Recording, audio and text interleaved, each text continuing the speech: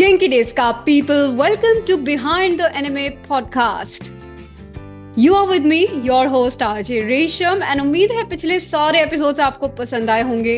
अगर आपने पिछले एपिसोड्स अभी तक नहीं देखे हैं सो प्लेलिस्ट का लिंक कमेंट सेक्शन में है, अभी जाकर देखिए क्योंकि उसमें हमारे वॉइस एक्टर्स ने बहुत ही इंसाइटफुल इंफॉर्मेशन दी है वॉइस इंडस्ट्री प्लस एनिमेज के बारे में। और आज हमारे साथ इस एपिसोड में एक बहुत ही खास गेस्ट होने वाले हैं। वो बहुत ही sweet, humble and amazing personality है, पर आप उन्हें प्यार देते हैं उनके विलनिश कैरेक्टर्स के लिए। जी हाँ, today we have with us on behind the anime podcast very amazing, super talented हमारे lord Frieza and lord Oichimaru, one and only Vishal मेनेंसो। So today we have with us our very own, our Lord Frieza and Lord Oichimaru, one and only Vishal Menon, sir. Welcome to Behind the Anime podcast, sir, and thank you so much for giving me your valuable time today. Thank you. जिस तरह से आप मैं बड़ा sweet लग रहा हूँ, आप जो भी नाम लिए वो बड़े खतरनाक हैं। Yes, exactly. लेकिन वो खतरनाक नाम लोगों को इतने पसंद आ रहे हैं कि मैं देख रही हूँ लोग हीरो के फैन होते थे, इधर लोग विलन्स के फैन हो रखे हैं। Exactly. Yes. So मेरा फर्स्ट क्वेश्चन आपसे यही है कि आपकी वॉइस एक्टिंग जर्नी कैसे शुरू हुई? यार वॉइस एक्टिंग जर्नी एक्चुअली बड़ी इंटरेस्टिंग सी है। अभी इंटरेस्टिंग कह रहा हूँ, उस टाइम पे तो काफी डरावनी थी। तो I am basically a computer engineer. मैं अपना कंप्यूटर इंजीनियरिंग करके I worked at Infosys for 2 years। Then मैंने अपना MBA किया मार्केटिंग में from Sydenham college which is the second best college in Maharashtra. तो मेरा जो एंट्रेंस टेस्ट था सीमैट नाम का, उसमें मुझे ऑल इंडिया रैंक 54 आया था। तो you know family was like ये पढ़ाई करेगा CEO बनेगा, यू नो। एंड मैंने MBA मार्केटिंग की 2 साल, ऑलमोस्ट 3 साल मैंने काम किया। I work for FedEx, the last company that I was working for. मैं एक मार्केटिंग एनालिस्ट था। एंड ड्यूरिंग दैट जर्नी मतलब साइड में तो मैं बचपन से डांसर रहा हूँ और मैं होस्टिंग करता हूँ, यू नो, शोज वगैरह and all that, like friends के लिए and all that. So one person just came up to me and said that you sound good on the mic. I was like, great, क्या करूँ फिर इसका, you know, that kind of a thing. तो मैं as a normal as any guy would do, मैं जाके Google किया कि you know क्या कर सकते हैं हम voice का। That's when I got to know about this insane industry which is so hidden, नहीं कहूँगा, but जैसे हमको पता ही है कि इतना ज्यादा exposure नहीं है। तो I got to know about this. I then approached my first teacher who is Mr. Anil Mani. मैंने उनको फोन किया, मेरे लंच ब्रेक में फोन किया। मैंने कहा sir I want to learn voicing. मतलब वो he is a voice over artist. He is more into documentaries and corporate AVs and stuff like that. So मैंने उनको फोन किया और कॉल पे ही उन्होंने मेरे को कहा कि यार you've got a very good voice. Please come. We can we can figure it out. तो मैं उनके पास गया और मैंने उस टाइम पे मैंने उनका काम देखा और मैंने कहा यार ये करना है मुझे डिस्कवरी चैनल में नरेटर बनना है। एक रैंडम हम बोलते थे ना, कुछ बड़ी सी चीज बोलते थे हम कि यार ये करना है मुझे लाइफ में। So within I think first 2 sessions I was extremely captivated by this entire field and the craft. Field तो ठीक है, craft. And then I started working towards it. मैंने by the end of the workshop मैंने जाके papers डाल दिए। मतलब घर वाले सारे शॉक कि भाई, like because I usually I would not recommend someone to do that because ना कोई बैकअप है, ना कोई अच्छी खासी नौकरी थी। कौन सा था ये? So मैंने पेपर्स डाले 2017 में। पर अराउंड एंड ऑफ 2016 मैंने ये डिस्कवर कर लिया था ये फील्ड। 2017 में मैंने पेपर्स डाल दिए। हाँ, एंड आई वाज लाइक करना है ये, या मैंने सबको बोल के रखा था, ऐसा नहीं कि कुछ वो है। मैंने सबको बोला था यार मैं 3 साल में वापस नौकरी करने आ जाऊंगा अगर यहाँ पे कुछ डालने के लिए और whatever. And then I got acquainted with, तो उस टाइम पे तो हमको कोई नहीं पता ना, तो हमको बोला गया कि मतलब मेरे एक रिलेटिव हैं जो मेरे एक म्यूजिशियन मामा है जो म्यूजिशियन है, उन्होंने मुझसे कहा कि यार इस इंडस्ट्री के जो अमिताभ बच्चन है वो है Mona Shetty. Mona As we Shetty know, ma'am. yes. So Amitabh Bachchan है Mona Shetty. I think you should go and meet her. तो जिस तरह से उन्होंने बोला था मैंने कहा अच्छा ठीक है चलो. फिर मुझे पता चला कि मैम कितनी बड़ी फेनोमेनन है, उस टाइम पे तो ऑब्वियसली पता नहीं होता. तो उनके पास मैंने एक वीकेंड वर्कशॉप किया where I got to know about dubbing. That is when I got to know about dubbing in the first place. मुझे पता ही नहीं था कि sync and stuff like that, कुछ भी नहीं पता था. तो when I discovered that, फिर तो मैं पागल ही हो गया, मतलब एकदम ही पागल हो गया. मैंने कहा oh my god, like you get that strange sensation कि यार नहीं ये करना है मुझे. Exactly. तो पेपर्स तो डाल दिया. हाँ, तो पेपर्स तो डाल दिए थे और ये वर्कशॉप भी बहुत अच्छा. मैम पति अय्यर बेसिकली जो वर्कशॉप के मेरे जो इंस्ट्रक्टर हैं, पति Iyer, he is now based out of UK. उनके अंडर मैंने बस Saturday Sunday full day train किया हमने. और by the end of it I was completely in love with the craft. I started doing crowd dubs, जो हमारी journey होती है. पहले क्राउड डब्स करो. ऑलमोस्ट 1.5 साल मैंने क्राउड डब्स किए. I was lucky enough to have English and Hindi as my, strength. Hindi wasn't my strength, to be very honest. I have developed it over a period of time. But yeah, these two languages मेरे strengths थे. तो I started working, voice overs भी करता था मैं. तो English Hindi में भी voice over करने लगा. फिर crowd dubs में, तो crowd dubs, so usually there's a misconception that crowd dubs में सारे newcomers ही हैं, सारे struggling ही हैं. नहीं, ऐसा नहीं होता. Crowd dubs में there is a like दिग्गज से दिग्गज भी क्राउड डब करने आते हैं. तो बहुत कुछ सीखने मिलता है उनसे. डायरेक्टर्स गाइड करते हैं एंड देन नेटवर्किंग होती है. तो अगर समझिए नेटवर्किंग तगड़ी होती है क्राउड डबिंग में. एब्सोल्युटली. और वो आके बोलते हैं आपको कि यार अरे तेरी वॉइस ना, तेरी टाइप की वॉइस चाहिए एक को, मैं तेरा नंबर दे दिया है, तू बात कर ले, ब्ला ब्ला ब्ला. फ्रॉम हाँ, ऐसे आपको काम मिलता है. So काम तो मिलता है. You should be, the main thing is you should be willing to learn. क्योंकि शुरुआत में तो आप you're not reached that level.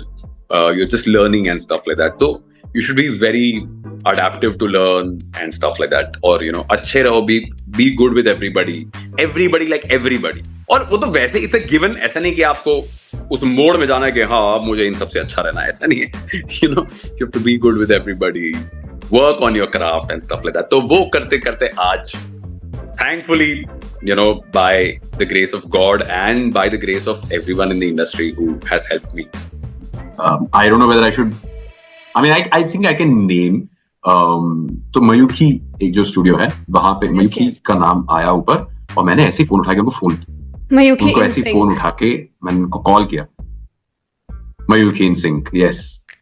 तो मैंने कॉल किया तो वहां पे जो दिमित सर हैं वो काम करते हैं, उन्होंने फोन उठाया. मैंने बोला सर मैं अब कैसे बोलूं कि एस्पायरिंग हूँ, कैसा हूँ, क्या हूँ.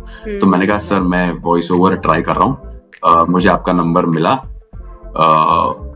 Immediately he is not heard my name. I have told him that I am not in the circuit, everything. He called me immediately. मैं within 2 hours, क्योंकि मैं दूर रहता था, within 2 hours I was in the studio. मैं बैठा, मुझे बोला ये स्क्रिप्ट है, वो सीन है, शुरू हो जाओ. मैंने कहा क्या शुरू. और तब मैंने साउंड एंड विजन का वर्कशॉप अटेंड नहीं किया था.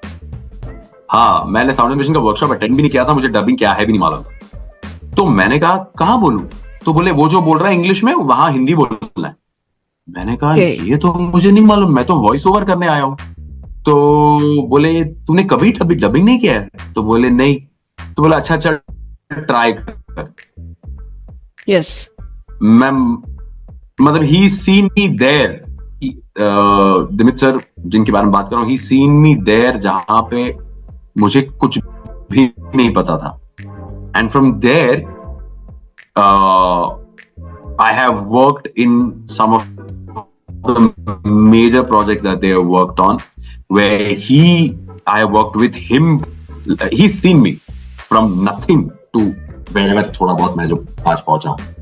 तो sweetness तो इंडस्ट्री में भर के है. Exactly. Lots and lots of success to you, sir. Welcoming nature भर के है. It's insane. तो एक्चुअली में तो अब इंटरनेट के भरोसे बहुत लोग हैं. इवन नेशमा मैम की एकेडमी में भी मैं देखती हूँ कि लोग कॉर्पोरेट वर्ल्ड क्विट कर करके वॉइसिंग की तरफ आ रहे हैं. बट बैकअप प्लान जरूर आपका होना चाहिए। और आपका प्लस पॉइंट ये था कि आप मुंबई में थे, तो आपको रिसोर्सेज जल्दी से मिल गए। अब हम लोग मुंबई में, मैं नहीं हूँ मुंबई में, तो हमारे पास रिसोर्सेज हैं बट कंपैरेटिवली बहुत कम है, तो वो भी सब सोच के चलें। राइट, बट वो एक डेलिकेट सा पॉइंट आएगा जब भी आप क्रॉस करने की सोचेंगे, तो yes, just have to hold on. वो बस हो जाता है कि यार अपने पैशन को फॉलो करना है तो करना है, अभी चाहे जो भी हो। करेक्ट, हाँ, वो एक पागलपन एक बार आता है लाइफ में, तब बैठ जाओ उस गाड़ी में। करेक्ट। तो अब मेरा भी यही है, लाइक 3 साल से फुल फ्लेजेड चल रहा है by the grace of God. आपके पास एज एडवांटेज भी है, मुझे तो इतने साल बाद पता चला कि ऐसा कुछ है, आपको तो कॉलेज में पता चल गया। तो नाइस, वही। सो अभी नेक्स्ट क्वेश्चन ये है कि लाइक आपकी एनिमे वर्ल्ड में एंट्री कैसे हुई? मेरी एनिमे वर्ल्ड में, यार मैंने बहुत ही कम एनिमे किया है। एक तो anime, I think the definition is Japanese, right? Japanese animation, right? Correct. Right. So I think DBZ is an anime. Yes. DBZ anime होता है ना, देखो मैं इतना कच्चा हूँ, देखो मैं इतना, हाँ मुझे काम के हिसाब से हाँ होता है। जब मैं 2006 में DBZ देखती थी ना, मेरे घर वाले बोल रहे थे क्या तुम लोग सारा दिन कार्टून लगा के देखते रहते हो? मैंने मम्मी ये कार्टून नहीं है, एनिमे है। अच्छा जो भी है देखो एग्जैक्टली। तो मेरा तो फर्स्ट यही एनिमे यार, DBZ is my first, Naruto is my second, I think third.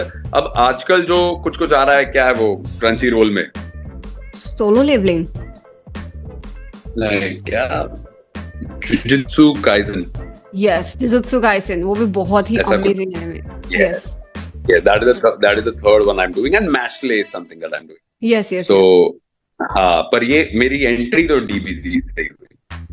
Dragon ball super, वो भी लॉर्ड फ्रीजा, आई मीन कहने को तो वो विलन है, बट विलन को भी वो लोग इतना प्यार करते हैं, उसकी वजह से गोकू को सुपर सेन बनना पड़ा, गोकू का सुपर सेन उसकी वजह से अनलॉक हुआ। And dragon ball super tournament of power में देखें तो उसी ने ही आके यूनिवर्स को बचाया था एंड में। सो इसलिए भी ये रीजन है कि लोग बहुत प्यार करते हैं फ्रीजा को। एंड अभी रिसेंटली मांगा चैप्टर्स में फ्रीजा की एक और फॉर्म अनलॉक हुई है जो कि है ब्लैक फ्रीजा। यस, तो वही है कि लाइक, तो आपको लाइक फ्रीजा करते हुए क्या फील हो रहा था? आपको पता था कि इतना बड़ा कैरेक्टर है? और उसके बाद कुछ फैन मोमेंट्स अगर आपके साथ कुछ हुए हो, लाइक इंस्टाग्राम पे या कुछ ऐसे? मुझे जरा भी आइडिया नहीं था। उस टाइम पे आई थिंक ऑडियो मैजिक में हो रहा था ये studio called audio magic, and they are sweet enough to have thought of me for that character, because वो नॉर्मल। तो क्या हो जाता है ना, कभी कभी ये मुझे ब्रिलियंट लगता है जेन्युइनली, कि उनको ज्यादा पता होता है हमारे बारे में कि ये कर लेगा, बिकॉज ये आवाज उनको पता है, तो ये आवाज जज करने में उनको टाइम नहीं लगता। पर कोई ऐसी आवाज जो फ्रीजा की तरह है, वो एक कौन सा आर्टिस्ट किस तरह से उसको मॉड्यूलेट करके ऐसे इस लेयर पे या इस जोन में लेके आएगा, वो जानना या उसकी पहचान बहुत डिफिकल्ट है, यू नो। तो I think it was a brilliant thing for them to give me something like that, and thankfully ऐसा हुआ कि initially तो वो I think DB सुपर में वो कुछ कहीं imprisoned होता है, छोटा सा होता है, और फिर वो जब फट पड़ता है वो गोल्डन फ्रीजा बन जाता है, and that is when I started going mad, like मैं पागल होता गया कि यार क्या चल रहा है।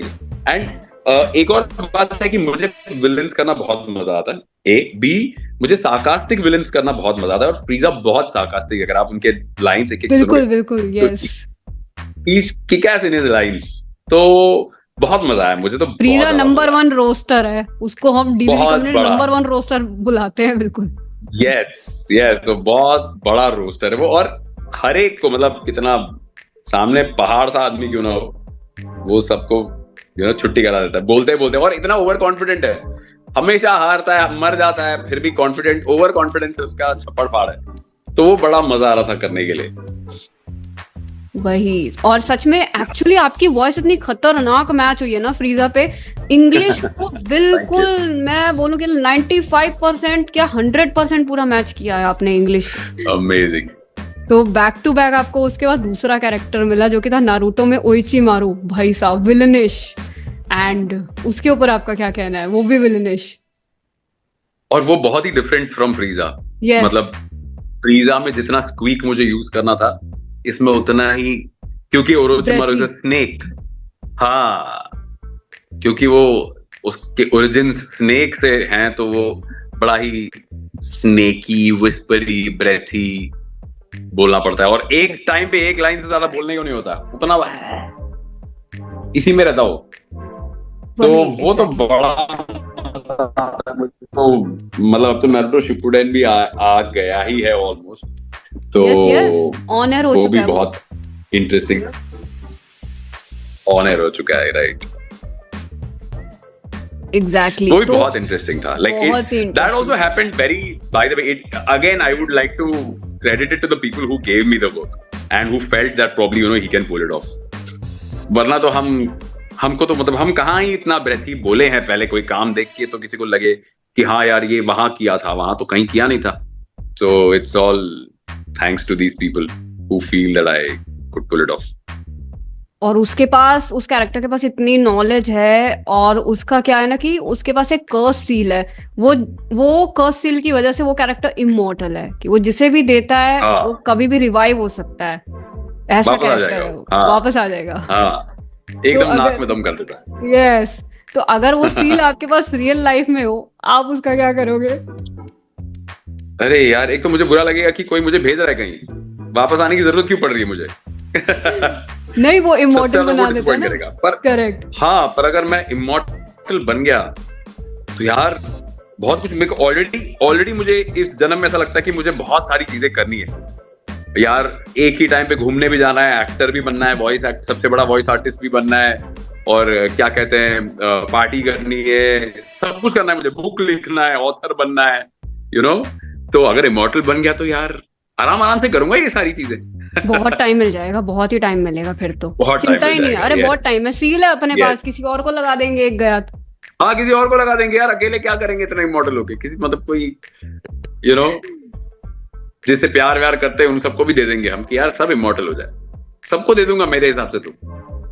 वही एग्जैक्टली, बहुत ही आप भी लाइक मेरी तरह मल्टीटास्किंग, मैं खुद मल्टीटास्किंग, मुझे सिंगर भी बनना है, मुझे भी बनना है, मुझे वॉइस एक्टर भी बनना है, गाने भी लिखने तो ये होता है एग्जैक्टली।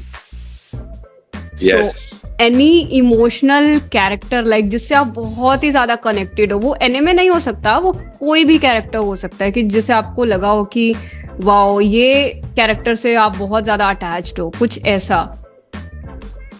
अटैच्ड हूं, अभी भी आपको वो कैरेक्टर करने के बाद भी आप उसे देखते हैं, या आपको वो याद आता है और आपको लगता है मैंने इसमें अपना बहुत अच्छा काम किया है?